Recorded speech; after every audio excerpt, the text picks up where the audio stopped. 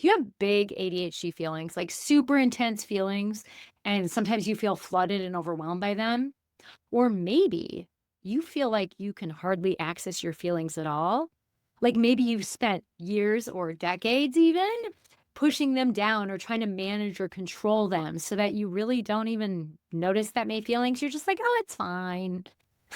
If that's you, either side of it, today we're going to work with ADHD feelings. A lot of us were taught and continue to be told to push down our feelings, to manage our feelings, to make them not be so big and see them as problematic. But the real problem is actually the suppression of these emotions. Because not only can this create problems for us in the short term, in our relationships, in our body, in how we experience things, but also can create some long-term issues. So today we're going to unpack it all, and I'm going to share with you how to work with the feelings when they do arise.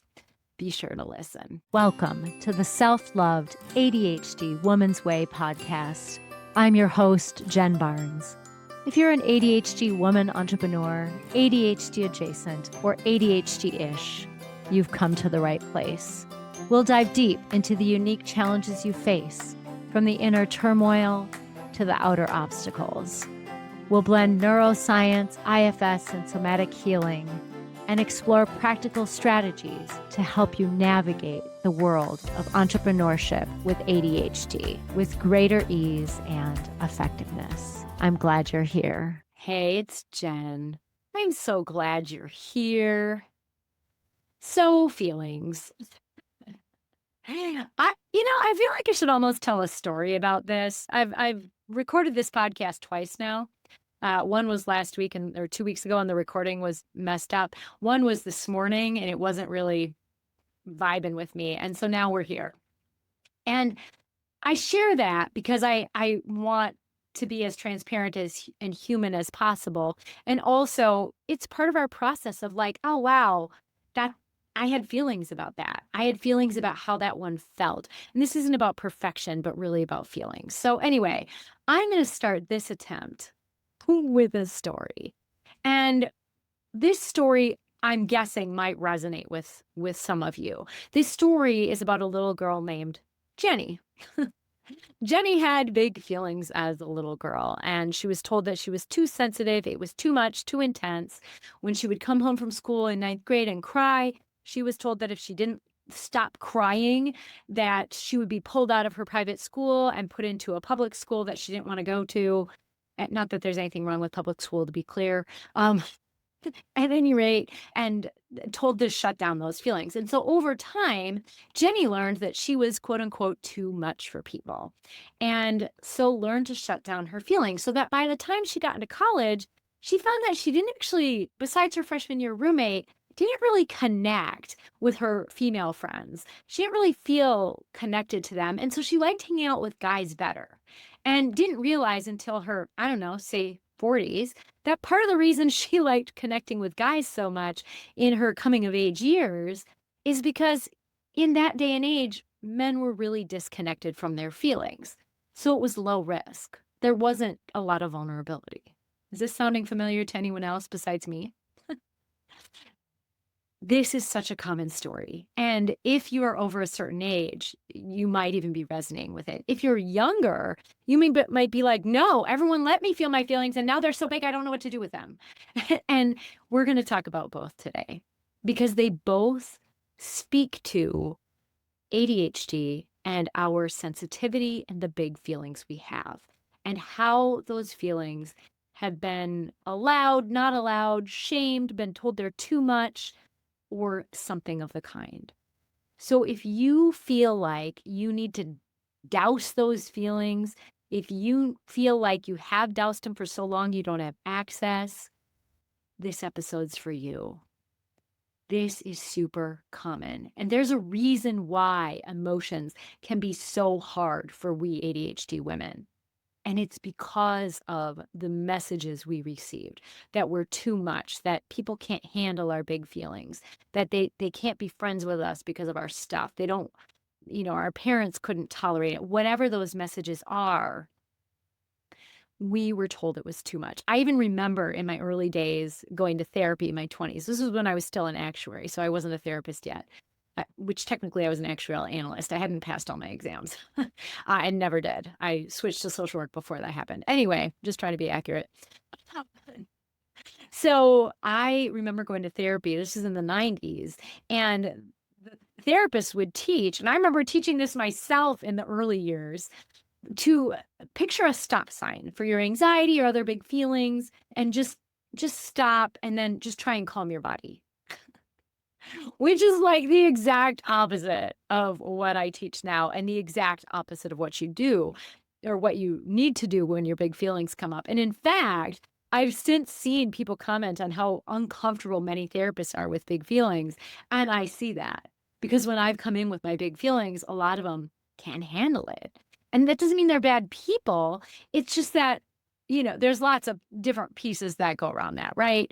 It's just that they're human. And a lot of therapists actually, we're a profession that had the highest ACEs score, the adverse childhood experiences. So we're basically a profession with a lot of trauma. So it makes sense that big feelings would be overwhelming for therapists, right?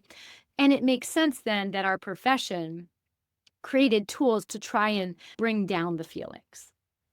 So I get it. If in some way you have been suppressing your feelings or feeling like you need to control or manage them, you're not alone and you're not bad or wrong. And doing that is not helping you.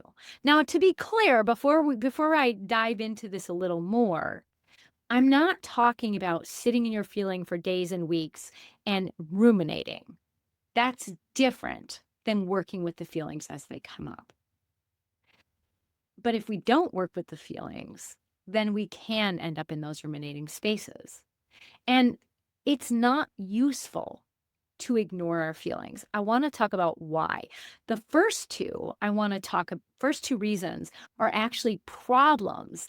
And even, I don't know if I want to say dangers, that makes it sound dramatic, but I guess we're talking about big feelings that can happen when we don't feel our feelings. So, number one, when we try and push our feelings down, we can come across as inauthentic, but also those feelings eventually bubble up. I'm sure you notice this, right? Like you might be having feelings that you're pushing down, pushing down, and then eventually there's like an explosion of feelings, much like if you're trying to hold a beach ball underwater, right? You can do it a while and it's hard but doable, but then eventually the water or the beach ball breaches the surface, often in the form of a water explosion, which is usually fine because you're kind of expecting it because you're probably in the lake doing it or pool. But with emotions, usually they breach the surface in the form of an explosion at inconvenient times. And in inconvenient ways. And so then this becomes a problem, not just for us and how, people perceive us and how we navigate our life, but also in our relationships. Because instead of handling things along the way, we come at people with big stuff. So I want to talk about what to do instead. But first, I want to talk about the other problem with not embracing our big feelings or whatever feelings we're having. Our feelings are actually neurobiological signals from inside of us saying, "Yoo-hoo, notice this." And it might be you who notice this. This feels awesome. Do more. Like when I'm exercising, when I'm doing Zumba, I was doing Zumba this morning. It was so much fun. It was like, oh yeah, this is awesome. I could feel happy. I could feel joy. And that's my body saying, this is it, girl. Do more of this. Whereas if you're feeling something that you're like angry or pissed, that's your body, your parts of yours way of saying, yoo-hoo, there's been a violation here. Address it. Set a boundary. Right? Sadness is something else. Sadness is usually there's a loss or something to grieve, to work through. And that needs attention too. But when we suppress our feelings, when we push them down or try and make them smaller, try and manage or control them, then we're missing out on the message. We don't get the learning and healing and growth that can come from being with our feelings, because sometimes those feelings are an invitation to deeper work. That's something I'm actually going through now. I've been having some bigger feelings, and I know that this is an invitation from inside to work through another layer of my own healing and growth. And sure, I could probably find, I mean, I'm a therapist. I got all kinds of tools to regulate my nervous system. And I did a lot of therapy before anyone talked about IFS, working with our parts, or any somatic therapy. So I can think my way out of any problem for a while. But that's not what I like to do anymore. I actually like to work through things. And I hope that you're here because that's what you want to do too. Or I'm here to give you the tools when you feel ready to do that. Before we get into that, I want to talk about some language. So, first of all, you already heard me talking about parts. If you haven't been listening for a while, we all have parts of us. We all have parts of us that feel different things, that hold different experiences, some that maybe even have extreme roles, and all of our parts are welcome. All of our parts are just trying to help us in some way. And so as you're hearing me talk about parts, that's all that's coming from, and I want you to know that. Secondly, I want to name that a lot of us come by these patterns so honestly. If you are in your 40s or older, so what? For sure, boomers and older, for sure, most of Gen X and older, and actually most millennials, especially the elder millennials, you probably in some way were told to like tone it down. And you probably were not taught how to work with your feelings. I know some of the younger millennials may have had access to some of that only because I was already in the field at that point, teaching kids feelings and working with feelings. Not that your parents always knew them, so there may be some crossover there where you have more access. And what I see in Gen Z is you've been taught so much of your feelings, but that no one really gave you tools to handle them, or even sometimes you feel like if you don't honor every single feeling that you feel at every single moment, then you're like doing your feelings wrong. And that's not exactly helpful either, because our feelings are helpful, but not for us to sit in forever and to ruminate about. Our feelings, when we pause to feel them, actually only really last about 90 seconds. Now, the exceptions to that are things like grief, despair, and rage. Those can definitely be bigger, and oftentimes it's helpful if we are working through those in the presence of another human, preferably a professional who has experience working with those things. Otherwise, most emotions, if you sit and feel them without fueling them with your thoughts, only last about 90 seconds. And if you're worried about it, set a timer for 3 minutes, let yourself feel, and then you can come out of it. But we're going to get into that in a moment. Okay, so we've talked about this pattern. We get why we have it, and we see the problems. So now, what do we even do about it? What do we do with these big feelings? Well, number one, we have to notice that it's coming up. So how do we do that? How do we notice, especially if you've been shut down for feelings for a while? So if you've been shutting down your feelings for a while, you may not notice some of the ways I'm going to say first, but I'll share ideas for that in a moment. If you've been connected to your feelings, you may notice body sensations. You may notice different sensations, or you might catch yourself clenching your butt muscles when you're driving, or, you might tear up, or you might notice that right before tears sensation in your face. If you're feeling sad, or if you're frustrated, you might feel the urge to go, huh? Right? I don't know if Zoom's going to catch that noise because it usually edits out on its own big noises, but it's like that frustrated noise. Or you might notice other sensations coming up in you, like wiriness for anxiety or whatever it is you feel. You might notice the actual emotion themselves. You might notice thoughts going in your head around the feelings. You might notice your behavior changing. Like I notice when I'm really mad, I like if I'm really mad and feeling really overwhelmed by my anger, suddenly I hate all people, which is not true. I'm actually a very compassionate, loving person. But when I feel, and it's more than just mad, but when I feel mad because I feel like I've been slighted, I start to be like, nope, all people are bad. Like, I don't want to leave my house anymore. Right? I want to record my podcast today. Like, I'll notice when I'm feeling that way, that starts to come up. So you might start to notice what different parts of you bring to your attention, what your behavior is, what your urge for behavior is. Like when I'm feeling really upset, I don't want to go anywhere. I don't want to go to something that's supposed to be fun, even because I'm just like, no. So that is a way that you can start to be like, oh, yeah, there's something going on here. And then the next thing you can do is acknowledge it. Like, yeah, I see we're having some feelings. There's some stuff coming up. And this is the opposite of what so many of us were taught to do, but you lean in and be curious about what is going on. What are the parts of you feeling? Notice where you feel it in your body. Notice what the emotion is. See if you can even get granular and name the emotion. Brene Brown wrote a really amazing book called Atlas of the Heart.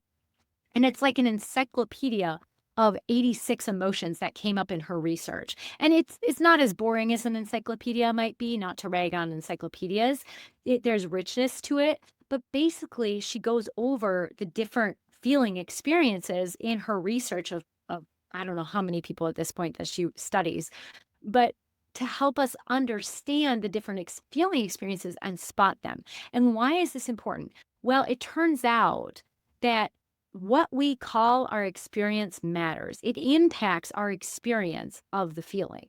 And so it actually is important. And maybe you don't have to like obsess over getting it exactly correct, but studies show that most humans, especially in the States, can only name three main emotions: happy, sad, and mad, or pissed, or maybe angry, but usually they say mad or pissed. And that's a problem because there is a large spectrum of emotions that are much more meaty than just those three. There's a lot more moving pieces to them that require different kinds of inner work, healing, and coping, I guess you could say. But I don't know that I'm a big fan of emotions just being coped with because they're here to get our attention. Like I said, they're neurobiological signals saying, do something about this situation. Either do more, do less, address a problem, whatever it is. So once you have acknowledged the feeling is there, you've noticed it, you've acknowledged it, then you're leaning in to be curious to try and understand what it's about. And then can you validate it? Can you validate that you understand that a part of you is feeling this way? And a reminder, validating a part, validating an emotion does not mean that you agree with it. It does not mean that you agree with the thoughts around it or how it got there. But do you get how that part of you has that feeling?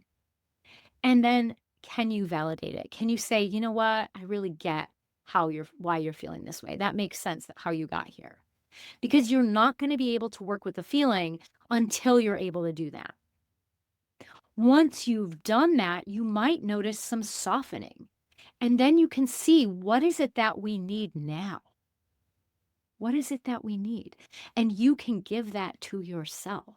What is it that we need? Well, we're really mad because this person did this. Okay, well, what is it that you need? Well, I need them to stop. Well, they're not going to stop unless you tell them you don't like it and ask them to stop. So that means you need to set a boundary. In most cases, I'm not telling you what to do, right? But you can start to work through what needs to happen next. But as I said, the pieces that need to happen first involve noticing, acknowledging, and leaning in with curiosity and then validating that feeling. And then from there, you can really work with it. So this gives you a nice little framework to help you be able to work with your big feelings. And if this is resonating, I want to let you know, I created something super special and I haven't shared this yet. I might share it with my email list before this podcast drops, but I created a journal book experience and I know you know that, but I want to tell you why. I knew I wanted to write a book and have it be a journal book because I wanted people to have an opportunity to do some of the work I do with people without having to commit to a big program because they might not be ready for that level of commitment or that level of work yet, or just simply might not feel like now is the right time, whether that's financially or otherwise. So I knew I wanted to do this, but then I received a thank you gift from someone who I did a presentation on nervous system regulation to her program, and it was unpaid, but she sent me this beautiful thank you gift, and it was a box with all of these beautiful items that were just so special and so self-care, like, so nurturing in a self-care kinda way, and I remember getting it. I was like, and I opened it, and it was like this present just for me. And so I wanted to create a present for you. So this present is not just the journal book, which is a tangible book, but also these beautiful items that I've included to help you do the self-love woman ritual that I've created to help you do the work and love yourself in the process. So if that sounds good to you, this is on pre-sale right now. I'm recording this on July 10th. So this is on pre-sale right now. Probably I'll leave it pre-sale till the end of July. Everyone says set a deadline, set a deadline. And I'm kind of like, I don't really have a deadline yet because I don't have the box in front of me yet to even be able to really do much to market. So right now we're just in pre-sale. I'm not going to set a false deadline. But right now it's $59, which is a discount from what it will be when it's full price.